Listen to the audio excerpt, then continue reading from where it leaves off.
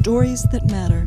The journey of life from birth to death is an extraordinary trip, sometimes filled with great joy and excitement, but at other times filled with pain, sorrow, and disappointment. Stories That Matter shares both extremes with you. Sometimes our stories will make you feel very happy, but the journey of life is not all happiness. Other times, the journey of life will make you feel sad, for all of us have experienced both extremes. Stories That Matter will begin right after the break with a story that will touch your heart in the journey of life. Welcome to Stories That Matter. I'm your host, Doug Thompson, with my special guests, Cary and Alicia Mock. And thank you guys so much for being here. You are so welcome. Absolutely, our pleasure. Yes. You guys drove in today. We're, of course, filming this in Chapman, Kansas. You drove in from Kansas City today. Absolutely. And I got to tell you, I've been looking for this story. I'm not even sure where to start because this is such an interesting story. But we're going to get to it as we move forward. But give me a little background information. Cary, I know you originally grew up around the Council Grove area. I did. Both my parents were teachers in that district, and that was a lot of fun having my dad as the vocal director there. And of course, he influenced me, and I went into music teaching as my career for many years, and then my mom was the art teacher at the high school as well. So we're an artsy family. We can't change the oil in our cars, but boy, we're happy. Well, you know, that's neat. I guess I did not realize that about your background, but it makes sense because of your tremendous musical ability that you've had over the years. I've seen you perform. You were the worship minister at Emmanuel Church. That's right. And then I know you went on to Kansas City. You also did lots of productions at Great Plain Theater, sang a lot. And did you continue that when you went into Kansas City area? Oh, absolutely, yes. I didn't write at first because I was concentrating more on my worship position at the church I was serving at the time. But then I started getting a little involved in the community theater there, and that kind of grew into other opportunities. And after a few years, I had the opportunity to become a professional performer. And that's what I've been doing pretty much ever since. Wow. With a little teaching lessons on the side. So he's had some. That's right. I remember you were doing music lessons and such while you were here in this area. Oh, Still yes. continuing that? Not presently. Yeah. We took a break for many reasons, and Which we'll get into. Yeah. we'll get into that a little later. But and so no, I don't have any students currently. I've been getting phone calls though here lately, and emails from people who want to start up lessons, and heard that I might be interested in getting back into that, but not yet. You brought your beautiful wife with you today, and of course, Alicia, I know that you have quite a background in the music, because I remember when you were, I think I remember this, you were a K-State singer. I was. And yes. you had I love the K-State Mark singers. Schultz was He was one of the singers with you at the was. time. He was. That was pretty stunning to later see him becoming a world-renowned Christian artist. And that was his goal, was to be a Nashville singer. But he ended up breaking into the Christian singing world through different circumstances. But yeah. And I'm glad he did. He has some beautiful music. Yeah, he doesn't does. Yeah. Yep. And so tell me about your background in music. Well, speaking of my parents met in music class at Luther College. And my whole family's musical. My sister and brother and I toured in a Christian group for a while. We weren't professional, we weren't signed artists, but we did compete nationally and won some awards, and we recorded 4 original CDs. Really? Yeah. Where'd you record at? We did them locally with some really fine studios. And my twin brother, my older sister, they're excellent, fine songwriters. And I write some now too. At the time I wasn't really ready. I wasn't quite seasoned as they were in that gift, but yeah, and I love Broadway. Cary and I met actually doing a musical at Topeka Civic Theater called Into the Woods. He was Prince Charming and I was Cinderella. Oh, wow. That's how we met. That's a sweet story. Yeah. Yeah, so we started out with that fun common ground, and we did several shows together at Great Plains Theater here in Abilene. Had a blast, and that theater is such a treasure. It so is. sad that it burned down. Yeah. Oh my gosh, heartbreaking. It's coming back, not in a same location, but they have some really dedicated people. Elizabeth Weiss is the director now, and she's doing a fantastic Oh, how job. Got a wonderful. great That's good to staff, hear. good Wonderful. people. We just are excited about the work that they do. And Dennis Weiss, of course, is with Eagle, and we've worked with Dennis for years. It's a great story. So, how long you guys been married now? Well, we just celebrated our 19th 19th. Wow. anniversary Yeah, just last month. last month, and we moved to Kansas City 11 years ago. And so when we moved from Abilene, Cary had been the worship pastor there, and I was, leading worship alongside him. And he ended up we actually ran Victorian Reflections Yes. Bed and Breakfast, which is now Abilene's Victorian Inn. Had a blast doing that. But felt this, nudge to go to a city where there was more performing opportunities. And he had quit his job at Emmanuel to help me run Victorian Reflections because it had really grown. We had doubled the business. And the Since music lessons on the side, He too? did. We didn't do too many of those, Maybe one there. or I two, just but had a we handful. actually wrote a bunch of original music that year and We toured toured. around to some churches in Yeah. this area. Well, in central Kansas, Yeah. we went all over the middle. We're going to cut away. We're going to Yeah. take a break, but this story is really going to get a lot more interesting. You stay tuned.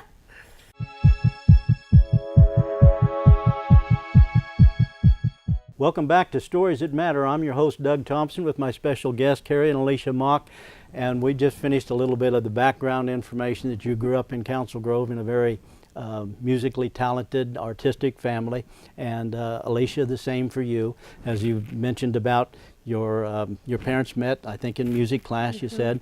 And I know some of your family. We saw your sister. She was at Emmanuel a while back. Very talented. Reached out to her. Her and I are going to do one of these shows later too. Very So- cool. and of course your brother Mark. We've Yes, been you a supporter support of Mark in Colorado, and his story, him and his family, they're just fantastic. We're connected on more level points than I realized. That's so Well, awesome. that's good. Or That's we're a good thing. continuing to be connected. Well, we're hanging on your coattails. How's that one?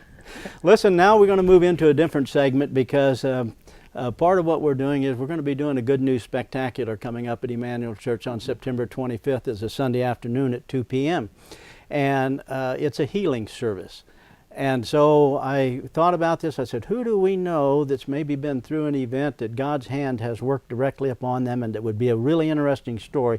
Because as we do Stories That Matter, there's lots of people who are be watching this show, and they're going through situations and problems, and it's a very scary time when you start talking about health issues. You had a pretty major health issue. I would say about as tough as you can get. Pretty tough, yeah. Stage 4 myelofibrosis is what they called it. It's a blood cancer, and basically it means that my bone marrow was turning to fiber, and which is not a good look for bone marrow. And so I was not really producing a good amount of blood in there, and what it was not good quality, and I was declining fast. When did you become aware of the, all of us have our own bodies, and we know our bodies better than any doctor's going to know them. When did you have a feeling that, man, something's just wrong here, it's just not right? About between 4 and 5 years ago, really, is when I started remember noticing. when we moved to Kansas City, we had a wonderful blast of a first 3 years there. And I also noticed that Cary, after about a year, he stopped, he went professional, and it was like the Lord was bringing to the surface in him just things in his heart that he needed to deal with. Regrets, forgiveness issues, insecurities, stuff that was going to come to a head at some point, but that Cary, I sensed with his racing life of performing and easily hiding things because he's a performer, I could tell that was coming to a head. And one time, Cary made this comment, Alicia, I just feel like I'm at my curtain call. I said, what? Well, that's not a good thing, right? I'm thinking, what are you going to do about it? But because he had his defenses up, anytime I would question him, he would get defensive. So I just prayed for him a lot. Did you Prayed notice for him a anything lot. physically for him that he was? No. It was just a. Well, I was losing weight little by little. Well, listen, you've never had a lot of weight to lose. I've never had a lot, yeah. And so But when I he lose a was starting pound, to you have- notice yeah. it. I would say you were having digestion issues. Digestive issues. And that yeah. started really increasing probably about 2 to 3 years after that. So I would say even about 2.5 years ago, it really started. I was having a lot of pain in my midsection, and just it was getting worse. But I thought it was a digestive issue, and so I'd just go to the store and get me some antacid and take that, and then just keep moving. go do another show. But Yeah. even I'd more get back than on that, stage. I remember he was trying kombucha and trying natural things and trying all these things to aid in digestion. But it did keep getting worse. He would perform. I remember he was performing in a show at Theater in the Park. Was it 4 years ago? 3 years ago? And he was physically not well, but he performed one of the greatest performances I've ever seen him do. But after the show, he was a grump. He couldn't. Every car ride hurt him. He'd say, "Get me out of the car. I got to get out and walk." And I'm like, if you don't open up and start humbling yourself and to help us help you. So it was causing walls to be put up between the kids and him and me and him, and I was getting frustrated. But I just kept praying and praying and praying, and just walking alongside him patiently, letting him figure this out. But then finally, probably 2 years after that, it was clear. I mean, he was basically just going to keep walking just until he fell nosediving. over. And then until finally April 9th of 2015, I was scheduled to sing for the Overland Park Mayor's Prayer Breakfast that morning. One of my favorite events of the year. Love that, not just because they have good food, but they always have a wonderful speaker, and kind of fed my ego because they would sit me at the head table with all the political leaders and things in the area, and I'd get a chance to talk with the mayor and all this as I was eating my eggs, and they've had me do that for several years in a row. And that morning, April 9th, I woke up and I had the foresight to load my keyboard in the car the night before, and He get had my our stuff all daughter laid load out. it. He couldn't carry it couldn't out there. carry- It was a carry my lightweight keyboard. Yeah. Wow. But he was But determined to get there. But I woke up and I hit the floor and really could not raise myself off the floor. And so Alicia called the ambulance, and We away actually we had a went. doctor's appointment set for that day. Finally, he had given in and said, "Okay, I'll go see a doctor." But I even remember. didn't make it to the doctor. No, I mean, No. he had lost probably 25 pounds. Oh my. His rib cage was sticking out about, I don't know, this far because his spleen had been trying to produce blood cells for probably a year or two. Since my bone marrow couldn't, Right. Right. the spleen It just was kind of 10 kicks in. times the size that it should have been. He could have had a ruptured spleen for sure. Probably one of a cooler thing that happened a month before that is I said, "Cary, mentally and emotionally, you are going downhill. And I'm so concerned. Can we come have Nancy over to pray?" A good friend who's a prayer warrior, friend of ours, who we always have dynamic times with her. She drove up and they prayed together that day. And something happened emotionally. God addressed some issues. One of them were memories that were tormenting him, and others were negative words that he'd spoken over himself for years. And God wanted him to let all of that go. And he got on this emotional, like almost he had turned back onto a path of life emotionally. Then 4 weeks later, we got this diagnosis of stage 4 blood cancer. So it was like he was getting prepared to receive that, to be Wow. able to fight it. Wow. Listen, we're going to take a break. When we come back, we're going to talk about the stage 4 cancer, how you dealt with it, and what the Lord did in regards to it. Stay tuned.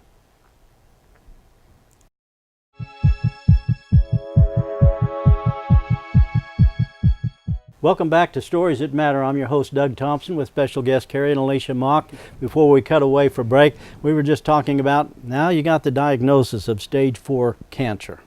So now what happens? Boy, at that point, I had kind of given up. I went to the hospital, yes, and was hopeful that maybe they could do something for me. And come to find out, the only thing that they could do was a transplant of T cells, and so they started looking for a donor, and of course looked in my family first, and they didn't have to look very far.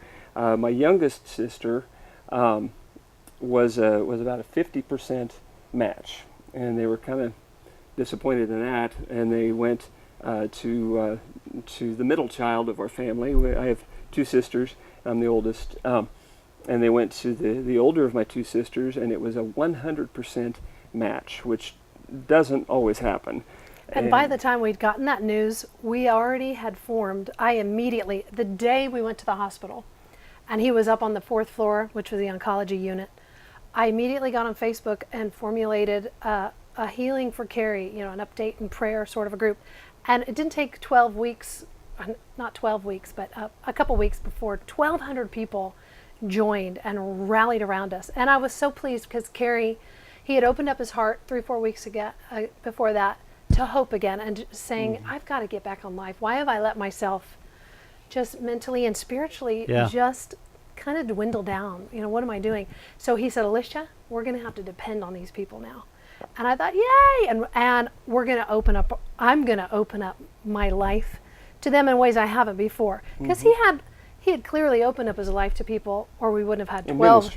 And ministry in the theater community. But he was going to go all out. Yep. Alicia, when it first started, when he first went in and got the diagnosis, did you sense that Cary inwardly thought, well, this is it? No, I thought he sensed that before. We were just talking about a trip we had taken a month before that to Colorado, and he felt physically horrible. He laid by the window looking out the mountains the entire week, and the kids and I just roamed around at this retreat center. And he took my daughter on a walk and said, if I die, I want you to do this, this, and this. It was very depressing. So he had kind of given up. And then shortly after that, he had that prayer time, that kind of a wake-up call. And then about 3 weeks after that, had the diagnosis. So a light had switched in his heart and mind. So I think he knew, okay, I can fight this now. I know God's with me. He had gone out of his way to share those things that had been pulling me down. And he's going to deal with my pride and have mercy here and give me a second chance to fight this with his help and the help of all these people. I still had a lot of doubts, as everybody does. Yeah. I had lost several relatives in my life to cancer. At an early age? At an earlier age, yeah, much earlier. And of course it affected my life, as it would. And so there was a little doubt in the back of my mind there that to the wonders of medicine. I was allowing myself to hope and but not really look forward to things, too far to things. My prayer was that I'd make it to Christmas. I just wanted to see one more Christmas. Wow. With my kids. I can imagine. And so now you start through on the treatment program. Your sister's a match, yes. 100% match. So she becomes a donor. Then what? Well, my cancer turned into leukemia. Very quickly. It was acute leukemia. And so I had to go through chemo and all that, but fairly light doses of chemo that they knocked it right in me, and I was done with that, and they felt like they licked the leukemia. But then they had to start the process for the myelofibrosis and the transplant and all that. And the first transplant didn't work. After a few weeks. June 26th, that's when he had 26th. That, of 2015. That was the first one. We were hopeful that it had worked. And that was that's what I call my new birthday, because my life just really changed right then. But that first transplant didn't work, and so they later, was it September? No, at what? That they sent me home, saying, well, we can try one more boost of your sister's cells and see if that'll work, but we're not real hopeful. You probably ought to go home and be with your family. That's when they told you to get your affairs in order? Yep. And you knew what that meant? It was about late August, September 1st September 1st. of September. His leukemia had come back. He saw these bumps right here, and we thought maybe it was graft versus host disease, which is a good sign that the cells are grafting in. Right. And so we had to go get a biopsy, and they said, Cary, it's leukemia again. Yeah. And once it gets into your skin, it's very serious, and the doctors kind of, yeah, the doctor knelt by my bed and took my hand and said, I'm so sorry. And we stepped up the prayers. Yeah. He didn't. I mean, of course, it hit me emotionally, but he didn't know my natural Irish stubbornness, and he didn't know my God. He didn't know that I had these thousands of prayer warriors going to bat for me. And they were every other day. I was posting updates on Facebook. I still do, and Cary does. Yeah, they were. We saw them. I they mean, didn't stop. that's fantastic. They didn't give up after 6 months, or even after that. Some of them said, "Yeah, this looks like it's going to be it," but they kept praying. Yeah. We kind of knew. I thought, I really don't feel like this is it. And so Cary came on home, and we invited one of our chief prayer warriors Yeah. to come over. You want to tell them about Nancy? Yeah, I did. She's the same one who had prayed before he had gotten the diagnosis. I said, Nancy, got to come one more time. I mean, this is it. This is it. It's do or die. She came right away, came up from Wichita, and prayed with me, and did some spiritual warfare right there in my bedroom with me. And God shared an amazing vision with us, of this black tree that represented the cancer and all the other crud that was in my life. And well, and weren't you trying to chop that tree down? And you I was couldn't. trying to chop the tree down. It was too big. thick. It was too mighty. But it was an interesting tree. It was all black, but if you stood back from it, it was glistening and it was gorgeous. So on the outside, there was like this shimmering, colorful something or other, which sort of represented my life. That I had this pretty life. I have a pretty wife. I have pretty children. I have a pretty life, but it's the inside that was not that clean. It was not good. And we're gonna cut away. I want to hear the rest of this when we come back. We'll be right back.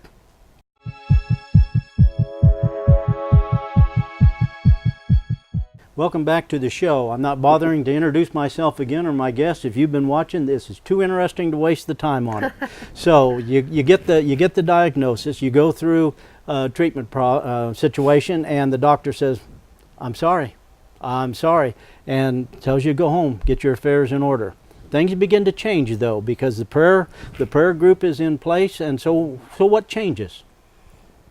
Well, my heart.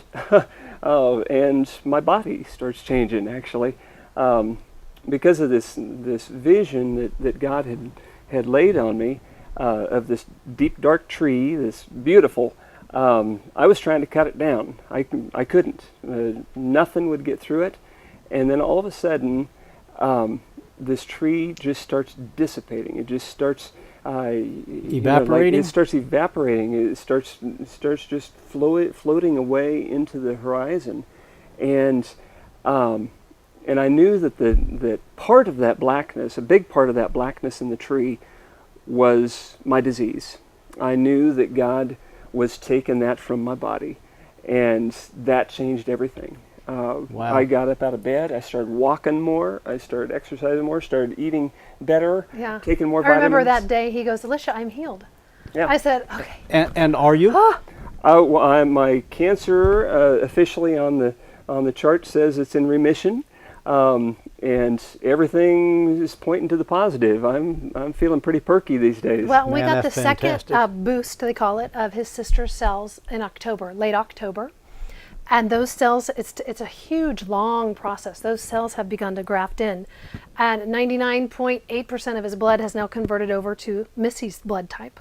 So it's come in. I mean, she has taken over, and God has taken over. And I remember something so sweet that our prayer warrior friend woke up one day and said, Lord, she texted me, Lord, thank you for making a way for healing in Cary's body. He said, I'm making a way for me in Cary.